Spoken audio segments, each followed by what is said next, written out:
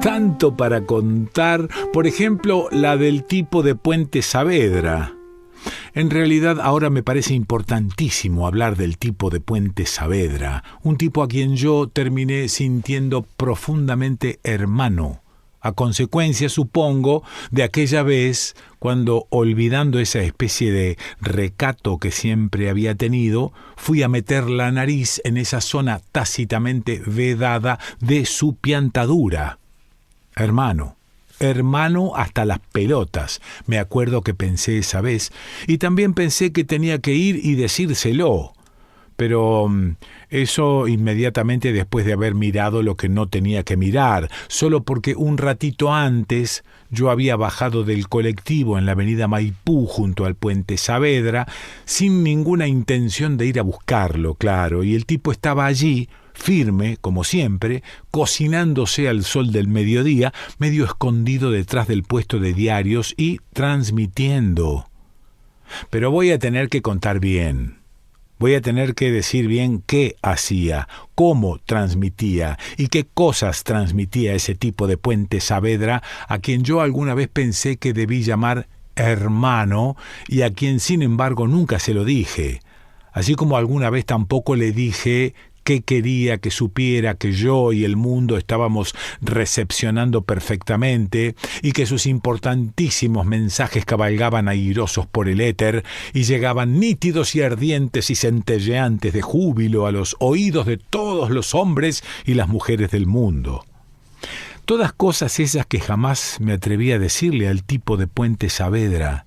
del que nunca llegué siquiera a conocer su verdadero nombre, de modo que cada vez que pienso en él o hablo de él o quiero sencillamente compararme con él, a la fuerza tengo que referirme a ese tipo de Puente Saavedra. Decir así nomás, el tipo de Puente Saavedra en lugar del nombre. Y si a alguien se le ocurre preguntarme que cómo era, tengo que contestar que era un hombre de unos 50 años, con ligera pinta de croto, solamente ligera, me veo obligado a aclarar casi siempre porque más bien parecía simple misiadura de reo venido a menos, y más que nada descuidado en el vestir, debido principalmente a la afanosa, enajenante y nunca interrumpida tarea que la vida le había impuesto y de la que después voy a hablar. Pero no era eso, digo, su ligera pinta de croto, ni su porra, ni los 2 o 3 puchos que en los pocos momentos de descanso que se permitía sacaba del bolsillo del saco marrón para armar un cigarrillo con un pedazo de papel de diario que también sacaba del bolsillo. No era naturalmente nada de eso lo que me empujaba a llamar hermano a ese tipo de Puente Saavedra, sino que la cosa más bien era despertada por su extraña y piantadísima tarea, de la cual dije algo cuando conté que transmitía, y ahora agrego que transmitía desde la mañana hasta la noche, en invierno y en verano, con fríos tremendos o en medio de un calor que derretía las baldosas, siempre desde su mismo lugar de transmisión, detrás del puesto de diarios, apenas con los breves momentos de descanso para armar los cigarrillos y fumarlos con la mirada puesta en sus herramientas de trabajo, o tal vez aprovechando la pausa para ajustar algún desperfecto en esas herramientas, las cuales consistían en cajas desarmadas, recogidas en las puertas de las tiendas y en un cachito de lápiz que el tipo del Puente Saavedra manejaba con la zurda y que cuando no usaba se lo colocaba detrás de la oreja con ese gesto natural de los cancheros y displicentes guardas de otros tiempos. Y con todas esas herramientas, pues, transmitía en horario corrido desde las 8 de la mañana hasta las 8 de la noche, mientras la cuadra de la avenida Maipú hervía de gente que hormigueaba y cucaracheaba y miraba vidrieras y corría colectivos y gritaba y vendía baratijas y aparatos para enhebrar agujas o para cortar hermosamente las remolachas y las zanahorias. Y el violento olor de la pescadería apestaba todas las narices del mundo y de tanto en tanto pasaba un entierro hacia el cementerio de Olivos, o sea,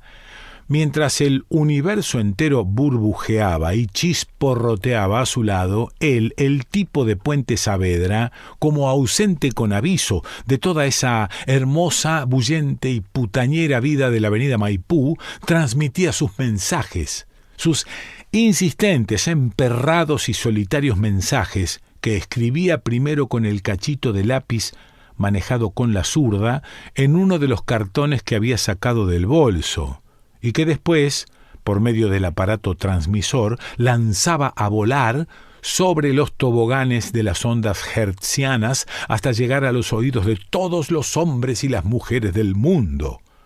y sin los cuales todo el universo comprendido en esa movediza cuadra de la avenida Maipú hubiera quedado espantosamente sumido en el caos y la desolación. Pero todas esas eran cosas que más bien yo imaginaba o que quería imaginar, porque para no macanear demasiado hay que decir que no transmitía un pito, pues el aparato consistía en un alambre doblado en la punta y en un pedazo de vidrio sobre cuya superficie el tipo de Puente Saavedra golpeteaba rítmicamente, la mirada todo el tiempo puesta sobre el cartón recientemente escrito, de manera de no equivocar una sola letra en la transmisión que duraba una media hora. Y esta larga y regular duración, unida a mi ignorancia sobre el alfabeto Morse, me inducía a pensar que el mensaje encerraba ocultos códigos que luego debían ser traducidos por medio de extensos párrafos al vulgar idioma de los hombres, o que el tipo de Puente Saavedra repetía 100 y 100 veces el mensaje hasta estar bien seguro de que se lo había escuchado perfectamente e interpretado como Dios manda. Un pedazo de vidrio desparejo, resto de una ventana debía ser, ya que, a pesar del manipuleo, todavía conservaba en un costado la marca de la masilla y un alambre medio chueco, con la punta doblada en ángulo recto, de modo que martillara seca y precisamente sobre la superficie del vidrio. Pero eso al principio, porque después, a medida que pasaban los meses, el aparato se fue poco a poco perfeccionando y el vidrio se convirtió en un vidrio grueso, biselado, seguramente cortado en vidriería, perfectamente rectangular y del tamaño justo para sujetar en la palma de la mano, y el alambre fue mejorando su forma, hasta que un buen día apareció reemplazado por una complicada y elegante pieza de metal accionada a resortes. Y claro que todas estas cosas aportaban lo suyo para que yo lo sintiera algo así como colega y tuviera ganas de llamarlo hermano, porque era fácil imaginarlo al tipo de Puente Saavedra armando por las noches aquella hermosa pieza de metal con sus resortes sacados vaya a saber de dónde, o recorriendo baldíos o demoliciones para encontrar el pedazo de vidrio con el grosor adecuado a las necesidades de una transmisión perfecta, y en una de esas llegando hasta un taller de vidriería y con hosca y plantada timidez pidiendo que se lo cortaran y se lo biselaran y se lo pulieran hasta lograr el vidrio exacto que ahora empleaba en sus largas y fructíferas jornadas de transmisión desde atrás del puesto de diarios de la avenida Maipú. Cuando se le agotaban los cartones, desaparecía en busca de esos elementos tan indispensables para la transmisión y después de un rato volvía con el bolso repleto de cajas desarmadas de distintos colores, lo que le permitía continuar la transmisión hasta el final sin esas angustias que la escasez de cartones suele provocar. De 25 minutos a media hora, ya lo dije, para dar por transmitido el mensaje. Después, el cartón utilizado debía ser, en algunos casos, cortado en pedacitos y tirado a la alcantarilla, y en otros casos, guardado en el bolso antes de sacar un nuevo cartón, página virgen capaz de recibir inmediatamente los 4 o 5 renglones de letras grandes. cuadrados y firmes, que contenían el texto del mensaje, escritos en el cachito de lápiz recuperado de atrás de la oreja y manejado rápido pero concienzudamente por su mano zurda. 4 o 5 renglones, nunca pasaban de 6, y las letras grandes, enérgicas, de trazos muy entrecruzados, parecían de imprenta, y debajo de todo, a veces, una especie de firma. Mensaje que enseguida empezaba a transmitir. El cartón sujeto entre el vidrio y la palma de la mano izquierda, al tiempo que el elástico aparatito de metal, hábilmente tocado por las yemas de la mano derecha, golpeaba gloriosamente sobre la superficie del vidrio, convirtiendo en innumerables punto raya las insondables para mí palabras escritas en el cartón, enviándolas por la vasta cabellera del éter hacia los oídos de la humanidad. Misteriosos para mí eran aquellos 4 o 5 renglones escritos con viriles trazos de la zurda, porque además, ya lo dije, siempre me pareció una especie de deshonestidad o de impudicia acercarme por atrás al tipo de Puente Saavedra y con relativo disimulo leer el texto de sus mensajes. Cosa no muy difícil, por otra parte, ya que la total entrega del tipo a su trabajo y su misma piantadura no le exigían demasiadas prevenciones. De todas maneras, y durante mucho tiempo me resistí a espiarle sus cartones. Y era que yo pensaba que mirar, apoderarme del texto de sus seguramente piantados mensajes, era como poner delante de mi irreverente mirada, algo así como la esencia misma de su piantadura, o, para decirlo con otras palabras, como si uno, escondido, se quedara mirando cómo un tipo habla solo o hace morisquetas frente al espejo o se masturba. Así que por mucho tiempo, y por motivos que podríamos llamar de pudor y de respeto por la piantadura ajena, jamás quise acercarme a mirarle de cerca sus cartones al tipo de Puente Saavedra, lo que no me impedía que muchas veces al verlo allí, friéndose como un pescado bajo un rabioso solazo de febrero a mediodía, o congelándose y con las manos amoratadas y tembleques, pero siempre golpeando el aparatito contra el vidrio a todo vapor, muchas veces, digo, con impaciencia me preguntara qué carajo dirían aquellos cartones que tanto lo preocupaban, hasta el punto de hacerlo olvidar del calor, del frío y de la vida misma, que como un gato sobón lo rondaba y lo rozaba y se frotaba en él sin que el tipo acusara el menor asomo de querer meterse en el hermoso jaleo de esa vida como cualquier honesto ciudadano. Y también me ocurría que por ahí me pusiera a imaginarle diversos contenidos ocultos a los cartones, de acuerdo con lo que, yo suponía, debía pasar por el mate evidentemente revirado del tipo de Puente Saavedra. Contenidos que iban desde la guita adeudada o afanada por un cuñado tránsfuga hasta el de un mano a mano con el Altísimo acerca de los pecados y prevaricaciones de esta piojosa humanidad, pasando por supuesto por el urgente y lacrimoso mensaje de la mina fugada del Bulín, «Volvé, Matilde, que tu grone te espera», o algo así, o por el bravo pedido de aclaración dirigido vaya a saber a qué jefe o funcionario, seguramente flor de hijo de puta, pedido de aclaración que naturalmente terminaba con un rotundo «colaciónese». Y así, con algún esfuerzo, iba resignándome a mi ignorancia, hasta que un día sucedió lo que tenía que suceder. Por motivos que no voy a tratar de aclarar, me picó más que otras veces el bichito de la curiosidad.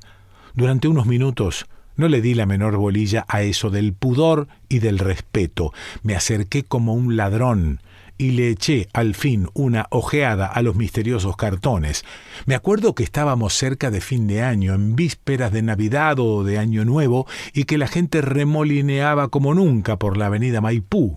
Me acuerdo también que apenas había pasado del mediodía, que hacía un calor infernal y que, a consecuencia de uno de esos aburridos e inevitables festejos con los compañeros del trabajo, yo venía con unas copas encima. Tal vez por eso, cuando bajé medio inseguro del colectivo y me encontré de sopetón con el tipo de Puente Saavedra del otro lado de la calle, sin pensar lo que hacía, me fui derechito hasta el puesto de diarios. Me le planté delante con ese desparpajo o irresponsabilidad que suele dar la semicurda y me quedé mirándolo. El tipo evidentemente acusó mi presencia porque me miró apenas de reojo. Se ladeó sobre la columna y continuó muy pancho su transmisión, el cartón y el aparato transmisor casi ocultos por su saco marrón. Entonces, tal vez medio amoscado por su actitud, hice lo que tantas veces mi honestidad no me había dejado hacer. Di un rodeo. Me colé entre la gente, aparecí, creo que sin demasiado sigilo, por el lado donde el tipo no podía verme y miré. Y al mirar, al enterarme, conmovido y asombrado del contenido de sus cartones, fue cuando por primera vez me dieron ganas de pasarle la mano por el hombro y decirle hermano, de gritarle aquello de hermano hasta las pelotas, hacerle saber que todos comprendíamos la fundamental importancia de su tarea, que sin ella, sin sus golpeteos vibrando fervorosos en el aire con olor a pescado de la avenida Maipú, el universo sin duda le hubiera faltado un cachito, o tal vez se hubiera venido nomás abajo como una pila de latas de sardinas y hubiese arrastrado en su catastrófica caída todo aquel despreocupado y descreído mundo de la avenida Maipú. Porque lo que vi, mientras me afirmaba en el puesto de diarios y quedaba colocado detrás del tipo de Puente Saavedra y torcía el pescuezo para que no se me escapara nada de lo que decía el cartón, lo que vi sobre ese cartón de revés amarillo, sujeto entre la palma de la mano izquierda y el vidrio, no fue un reclamo de guita, ni un mensaje a Dios, ni un furibundo colacionado, ni siquiera un doloroso mensaje a la mina, sino otra cosa, algo que era poco menos que nada, unos irreconocibles garabatos, una mezcolanza de espirales y ángulos entrecruzados, un merengue, en fin, de líneas sin sentido que solo a mucha distancia y con la ayuda de mi mala vista y de mi piantada imaginación podía tener una remota apariencia de letras dispuestas en renglones. Y justo en ese momento entonces, y más que nunca, la necesidad de llamarlo hermano, de pasarle la mano por el hombro y decirle que yo también, que a mí también, hermano, y después aquella especie de regadera o confesión, mientras el tipo de Puente Saavedra, indiferente a mi mirada, probablemente fraternal o enternecida o cómplice, seguía golpeando y golpeando su aparatito bajo el rabioso sol del mediodía, aquella desesperada confesión nunca escuchada por el tipo de Puente Saavedra, porque realmente nunca me animé a decírsela, aquel desolado palabrerío en silencio, tal vez nacido de la semicurda, donde clamaba algo así como que yo también, que a mí también, hermano, lo único que me va quedando son estos emputecidos llamados, estos revirados, cargosos aullidos de socorro. Ahí estás vos con tu obsesivo tac, tac, tac, tac, transmitiendo desesperadamente en un aparatito de grupo un oscuro mensaje que seguramente nadie puede comprender, ausente de la vida. Te dije, sí, pero dejando la vida en esa disparatada única tarea. Aquí estoy yo, con mi podrida soledad y mi pelotudez insigne y mi neurosis y mis 50 años inventándome historias, tac, tac, tac, tac, tac, apilando palabras, rebuscando por medio de este remedo absurdo de la vida los misteriosos puntos de contacto, los escondidos vasitos comunicantes, los escasísimos sonidos aptos para el acorde, los capaces de combinarse con los otros también escasísimos sonidos y entonces vibrar y resonar adentro de tu prójimo, aunque sea por un cachito de segundo. Medio complicada la manera de que nos den pelota, nos dirán, y es cierto, complicada y absurda, y nada natural, revirada, pero aparentemente la única que nos queda. O sea, ese fanático y empecinado chorro de calentura estrellándose contra la superficie del vidrio, tac, tac, tac, tac, o contra la hoja de papel, tac, tac, tac, con la esperanza de que vaya a saber por qué ley de transformación de las calenturas se convierta en la otra, en la calentura honesta, normal y comunicante, y entonces meta llamar, meta y meta golpear el aparatito contra el vidrio, las teclas de la máquina contra el papel, tac, tac, tac, no tu podrida soledad detrás de un puesto de diarios de la avenida Maipú entonces, no los emputecidos llamados, sino lo otro, el revirado intento de recrear la vida, las palabras golpeadas contra la pared o contra el vidrio, a ver si en una de esas salta, no me preguntes cómo, la esperada chispita, la nota justa para el acorde, el escondido vasito comunicante, tac, tac, tac, tac, los insistentes telegramas. Tanto para contar, les digo, y las palabras, las queridas, las odiadas palabras, las historias, las absurdas, golpeantes, llamadoras historias. Esta historia.